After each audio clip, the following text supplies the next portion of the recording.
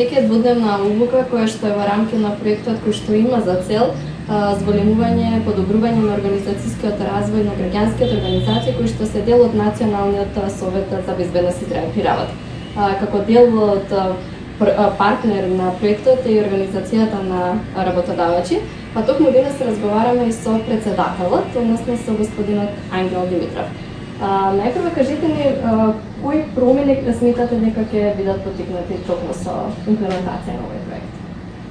Па за мене најважна промена е да невладините организации, посебно здруженијата кои работат на безбедност и здравето при работа, да ги поттикнеме да размислуваат околу неговата подобра имплементација и евентуалните измени на постоечкиот закон, се со цел законот да ги даде ефектите кои се очекуваат од него. Во рамки на овој проект неодамна беа извршени проценки на организацијскиот развој на сите организации, дел од Националниот совет за безбедност и здраве при работа, вклучувајќи организација на работодавачи. Моето прашање е колку сметате дека проценката на организацијскиот развој, а воедно и овие двудневни обуки кои што имаат за цел да се стекнат со ментори на организациите, ќе допринесат за да се влие во ониот процес на донесување на одлуки, во подобрување на реформите за безбедност и здраве при работа во стан развој? Овие активности нема да допринесат само за подобрување на капацитетите на организациите и здруженијата во поглед на безбедност и здраве при работа, тие се многу општи и ќе помогнат на ваквите невладини организации да ги подобрат вкупните нивни капацитети кои можат да и бидат од корист и во другите нивни активности што ги имаат согласно нивните статути.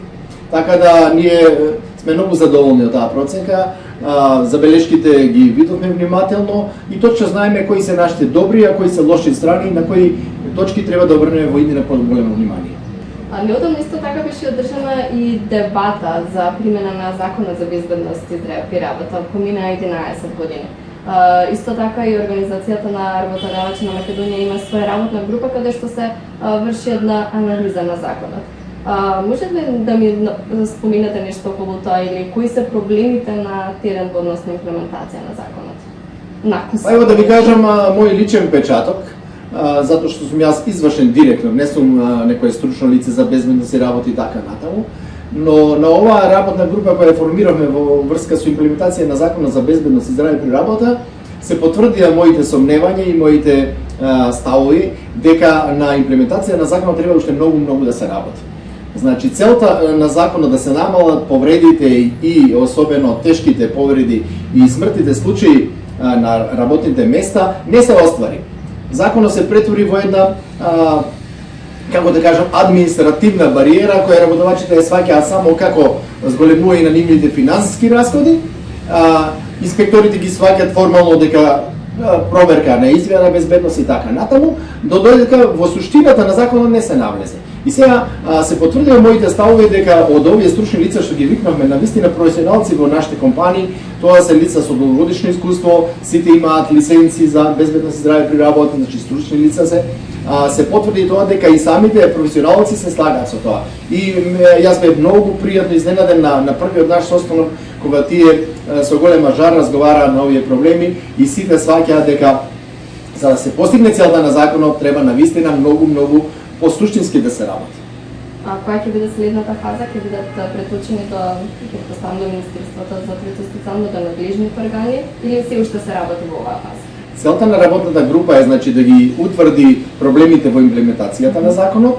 За таа цел направиме сега и една анкета, еден анкетен прашалник кој го одговорија сите наши членки и сега на следниот состанок кој за жал го одложивме, требаше ова недела да биде заради обврски на дел од членовите и користење на одмори, знаете, во овој период. Најверојатно после 36-ти ќе организираме една среда, ќе ги видиме сите резултати од анкетниот прашалник и на крајот ќе изготвиме предлози за измена и дополнување на законот со кои се надеваме дека законот ќе се подобро имплементира и ќе си ги даде своите цели за кои е донесен. Благодарам и се надам дека и заеднички ние колку што можеме во рамки на овој проект ќе дадеме допринос во креирање на безбедни и здрави работни места.